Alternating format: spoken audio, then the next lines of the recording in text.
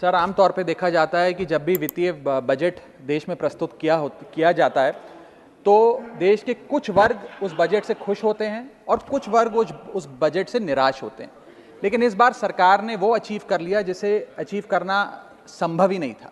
इस सरकार ने इस बजट से लगभग देश के हर वर्ग को निराश किया।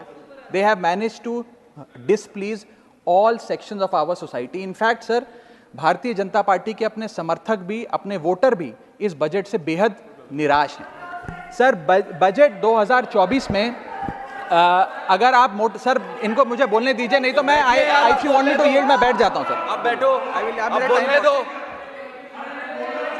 माननीय सदस्य, आप बोलो ना। माननीय सदस्य, क्या प्रॉब्लम है? कृपया बैठे।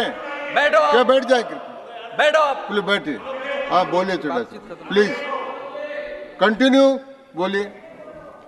सर, पिछले 10 सालों में टैक्स लगा कर सरकार ने एक देश के आम आदमी का खून चूस लिया। अब आप मानिए, आप 10 रुपए कमाते हैं, उसमें से 3-3.5 रुपए आप इनकम टैक्स के माध्यम से दे देते हैं, 2 रुपए 2.5 रुपए जीएसटी आपका चूस लेता है, 1.5-2 रुपए आपका कैपिटल गेन टैक्स लगता है, सेस सरचार्जेस 1-1.5 रुपए के लग जाते हैं, तो मात्र 10 रुपए में से 7-8 रुपए तो सरकार के खजाने में चला जाता है।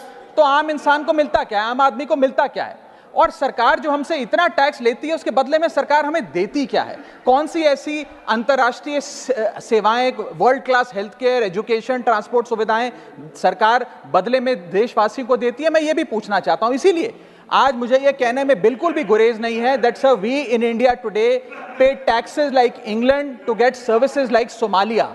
सर, मैं अपने इस भाषण को सर 2 भाग में बांटूंगा। पहले भाग में मैं सर सरकार की इतनी दुर्दशा 2024 के चुनावों में क्यों हुई और आज की आर्थिक स्थिति क्या है उस पर बात करूंगा, और दूसरे भाग में कुछ सुझाव भी सरकार को दूंगा। सर, पहले 2019 में भारतीय जनता पार्टी की 303 सीटें थी। देश की जनता ने उन सीटों पर 18% जीएसटी लगाकर इनको 240 सीटों पर ला खड़ा किया।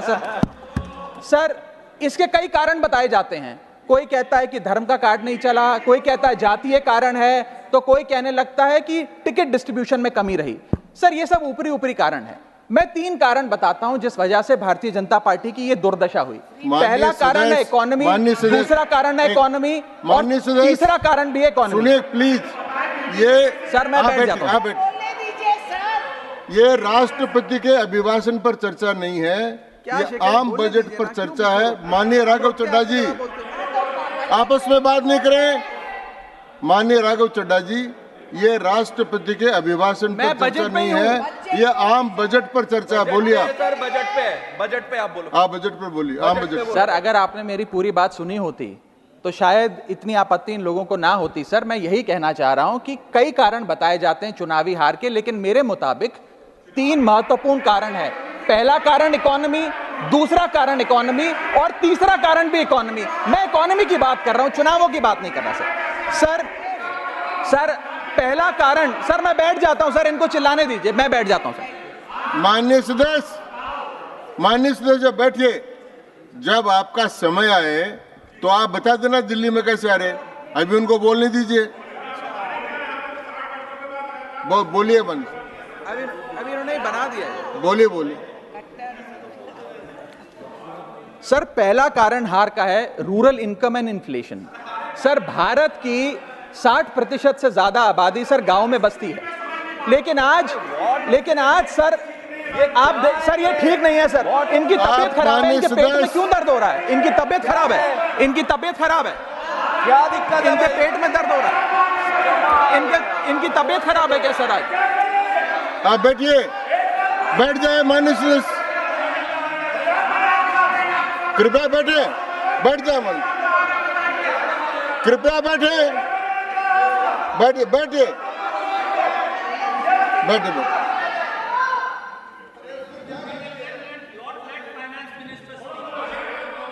आप माननीय सदस्य डिस्टर्ब मत करें, इनको बोलने दें।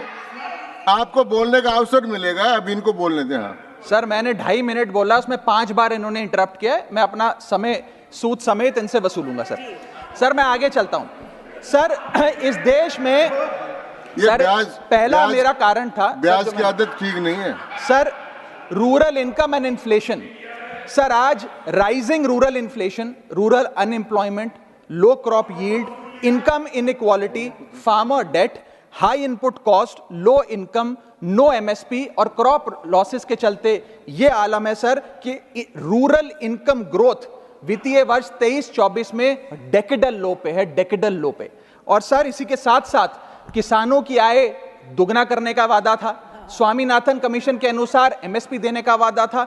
वो वादे जब पूरे नहीं हुए तो आलम यह है सर कि पिछले 25 महीने लगातार रियल रूरल वेजेस डिक्लाइन पर हैं लगातार। और इसके साथ साथ यूपीए के दौरान, कांग्रेस पार्टी की सरकार के दौरान फार्म वेजेस में 8.5% का इजाफा देखा गया था।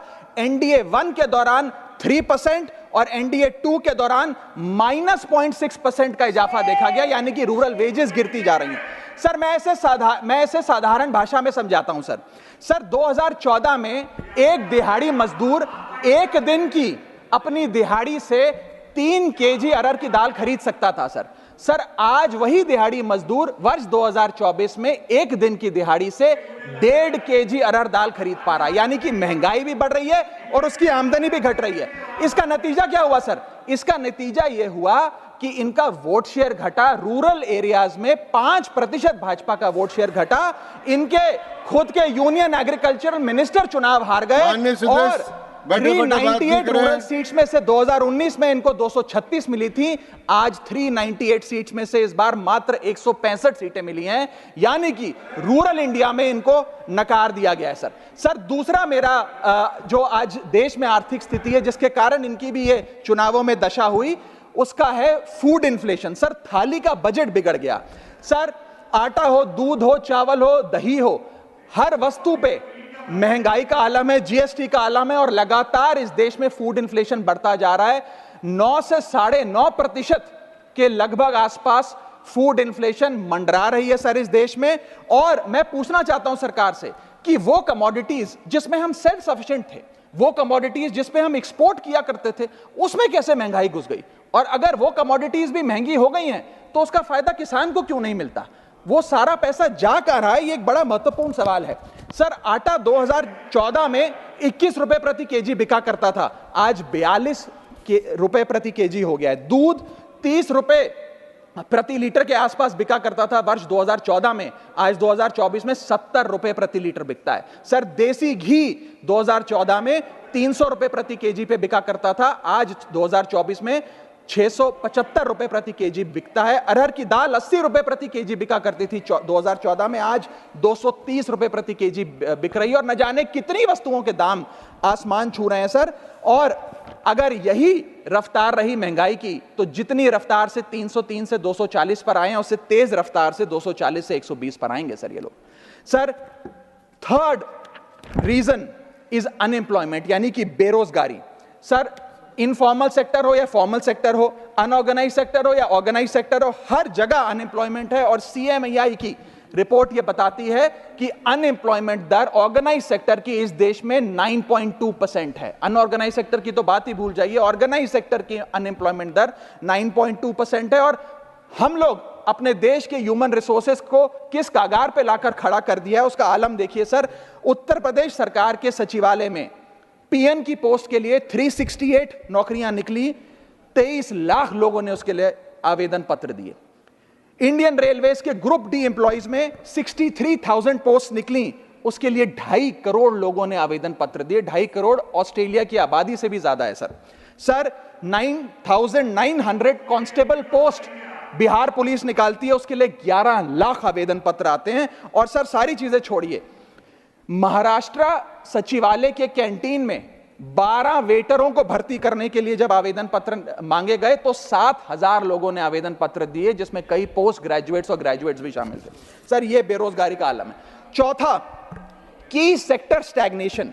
जितने की सेक्टर्स हैं इस देश में, कंस्ट्रक्शन हो, ट्रेड हो, जो इंप्लॉयमेंट क्रिएट करते, उसमें एक स्टैग्नेशन आता जा रहा है। और इंडस्ट्री का इन्वेस्टमेंट जिसे कहते हैं ग्रॉस फिक्स्ड कैपिटल फॉर्मेशन, वो लगातार घटती जा रही है। और मुझे बताते हुए दुख है कि न्यू प्राइवेट इन्वेस्टमेंट वित्तीय वर्ष 24-25 के पहले क्वार्टर में 25 ईयर लो पर आ खड़ी है, यानी कि निवेश नहीं कर रही है इंडस्ट्री आज।